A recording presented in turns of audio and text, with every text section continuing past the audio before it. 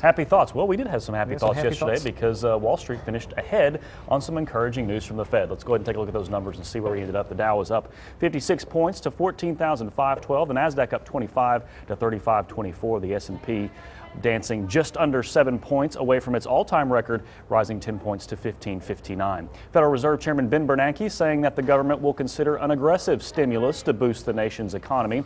And while some stocks slumped earlier in the day thanks to bailout problems in Cyprus, Bernanke said the Mediterranean nation should have no effect on the U.S. marketplace.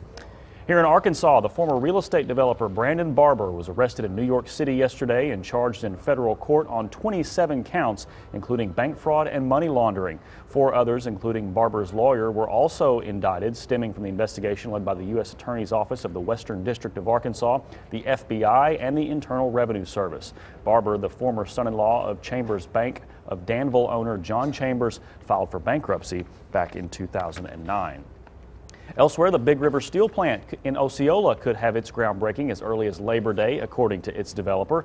John Correnti says construction permits should be approved next month, and the $1.1 billion steel mill would be ready to be built between September and November. More than 2,000 construction jobs and 500 permanent jobs are expected to be offered out of that project. The Arkansas legislature would still have to approve $125 million in state financing for the project to proceed as scheduled.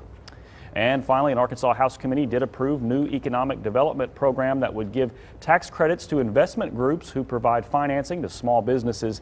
The investors could then sell the tax credits to raise capital for the small businesses. The sponsor of the bill, Democrat Representative Darren Williams of Little Rock, says the new program would make it easier for private companies to bring jobs to low-income areas of the state. Despite passing the panel on a unanimous vote, the bill still needs to be approved by both houses of the legislature. And finally, Tom, an important anniversary today. Twitter turns 7 years old today. The first tweet sent on March 21st, 2006. My first Congratulations. tweet. Yeah, congratulations. Yeah. My first tweet from the @LT account sent on March 7th of 2007, a little less than a year later. Do you remember what your tweet said? It said, I'm finishing my Twitter registration.